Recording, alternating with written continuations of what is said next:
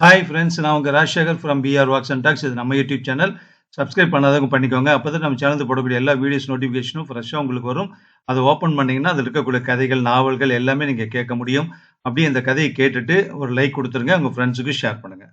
இந்த வீடியோவில் கேட்கக்கூடிய கதை மாலன் அவர்கள் எழுதிய கசங்கல்கள் அப்படிங்கிற ஒரு சிறுகதை. நல்ல ஒரு கதை, நல்ல ஒரு மனசில் பதியக்கூடிய, நம்மளை பாதிக்கக்கூடிய வகையில் எழுதியிருக்காரு. மாலன் அவர்கள் ரொம்ப பிரபலமான ஒரு பத்திரிகையாளர். நிறைய கதைகள் எழுதியிருக்காரு. நம்ம சேனல்ல அவருடைய கதை இதுதான் ஃபர்ஸ்ட் டைம் போடுறோம். அதாவது படித்து முடித்த பிறகு வேலை தேடிக்கொண்டிருக்கக்கூடிய ஒரு இளைஞனை பற்றிய ஒரு கதை. கதை கேட்போம். அதுக்கப்புறம் கதையினுடைய எண்டில் நம்ம மீட் பண்ணலாம். ஓகேவா?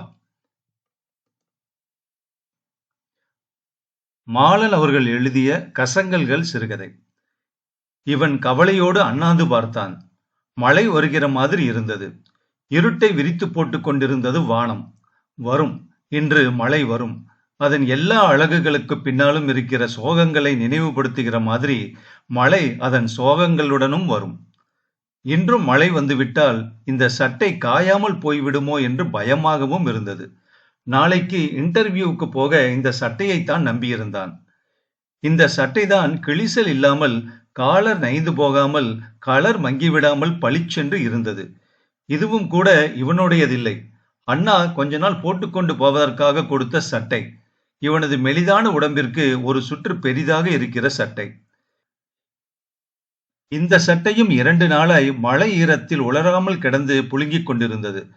இந்த புழுங்கலுக்கே ஒரு குமட்டுகிற வாசனை உண்டு. குமட்டலுக்கும் புழுங்கலுக்கும் தப்பித்துக் கொண்டு இந்த சட்டை காய்ந்து விட வேண்டும் என்று வேண்டிக் கொண்டான். இரவில் காய்ந்து காலையில் அயன்பாக்ஸ் சூட்டில் தன்னை நிமிர்த்து கொண்டு இன்டர்வியூக்கு போக வேண்டும். இவனும் தான். வாழ்க்கையும் இப்படித்தான் இருக்கிறது.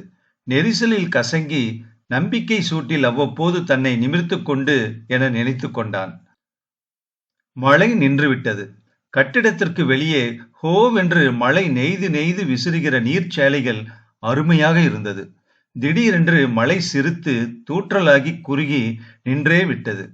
தெருவிற்கு உயிர் வந்தது. குடைப்பூக்கள் நடமாட ஆரம்பித்தன. இவன் கருப்பாய் மலர்ந்து கருப்பாய் மலர்ந்த என்ற மனதிற்குள் ஒரு கவிதை மாதிரி சொல்லி பார்த்து கொண்டான். 1000 குடைகள் மட்டும் தெரிகிற ஒரு நெரிசலை வீக்லியிலோ பிலிம் டிவிஷன் டாக்குமெண்டரியிலோ பார்த்த ஞாபகம் கண் முன் வந்தது. இந்த நெரிசலில் தன்னுடைய குடையின்மையை நினைத்து கொண்டான். சொட்ட சொட்ட வந்து நிற்கிற இந்த பஸ் கூட்டத்தில் தொற்றிக்கொண்டு போனால் சட்டை பாழாகிவிடும் என்று தோன்றியது. கையில் இருந்த ஃபைலை உயர்த்தி கொண்டு நடக்க ஆரம்பித்தான். நடக்கிற போது ஜாக்கிரதையாக நடந்தான். தெருவில் போகிற லாரியோ பஸ்ஸோ சேற்றை தெளித்து விடாமல் ஒதுங்கி நடந்தான். நடக்கிற போது அலைச்சலும் இறைச்சலுமாய் ஆபீஸுக்கு விரைகிறவர்களை பார்த்து கொண்டே நடந்தான். உலகத்தில் எல்லோருக்கும் ஏதோ வேலை இருக்கிறது என்று தோன்றியது. வாழ்க்கையில் எதை சம்பாதிக்க முடியாமல் போனாலும் நம்பிக்கையை மாத்திரம் இழந்துவிடக் கூடாது என்று நினைத்து கொண்டான். இன்டர்வியூ 9:30 என்று போட்டிருந்தது. அந்த ஆபீஸில் இன்னும் யாரும் வந்ததாக தெரியவில்லை. இவனை மாதிரி இன்டர்வியூவுக்கு வந்தவர்கள் காரிடாரில் நின்று கொண்டிருந்தார்கள்.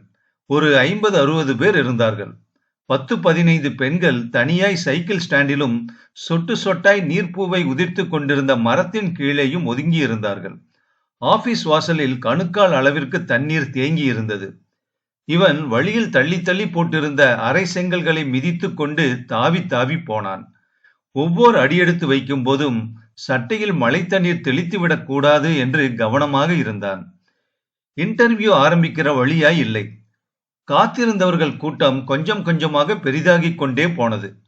15 இடம் காலியாய் இருக்கிற வேலைக்கு 200 பேரை இன்டர்வியூக்கு அழைத்திருப்பதை எண்ணி கொஞ்சம் கலங்கி போனான்.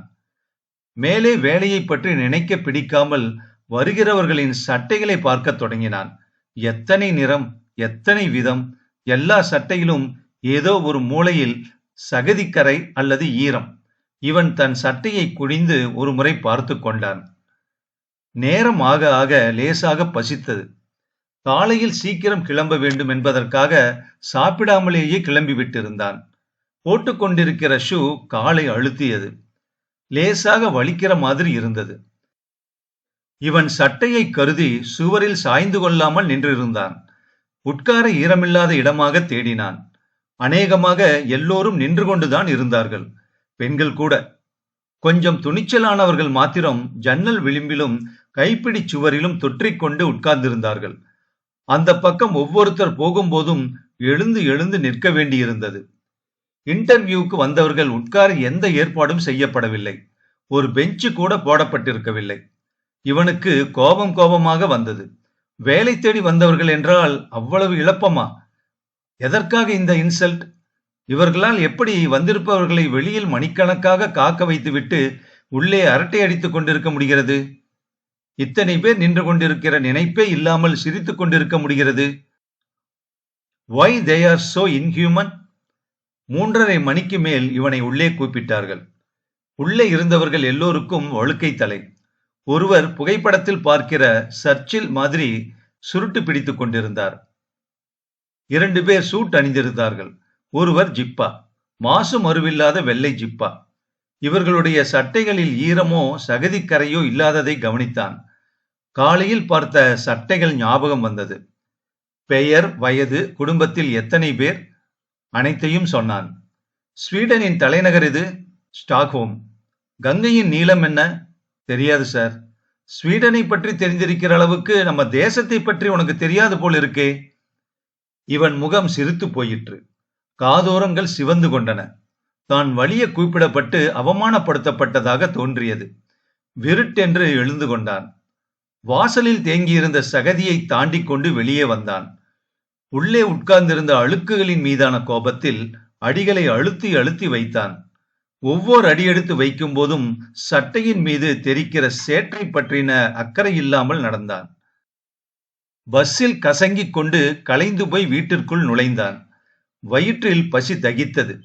வாசற்படியில் பலகையை தலைக்கு வைத்துக் கொண்டிருந்த அம்மா கூடவே எழுந்து வந்தாள். இன்னைக்கு வந்தது என்று தபாலை எடுத்துக்கொண்டு வந்து கொடுத்தாள். இன்னொரு இன்டர்வியூ கார்டு.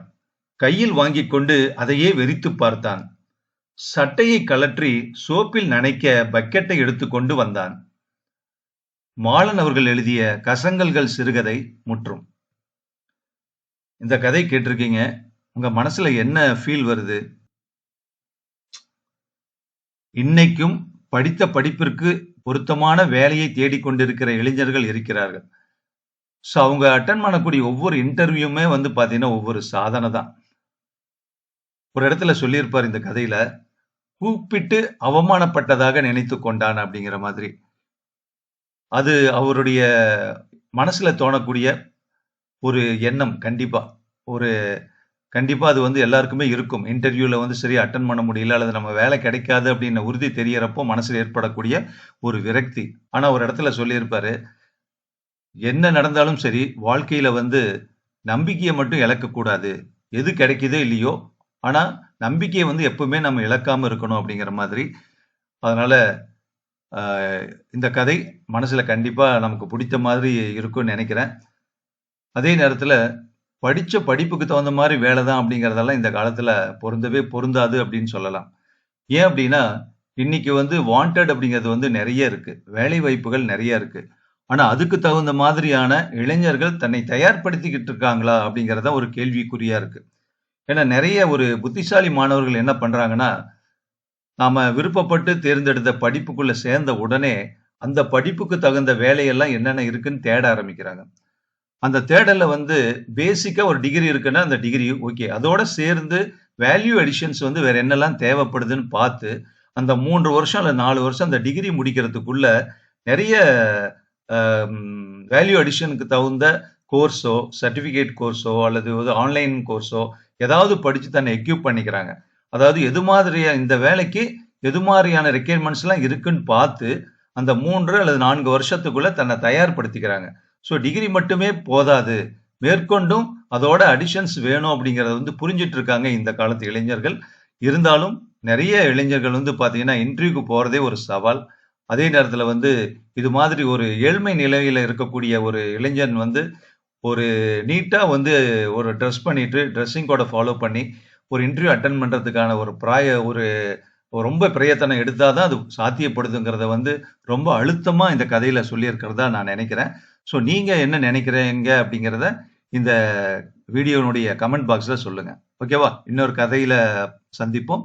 நன்றி, வணக்கம்.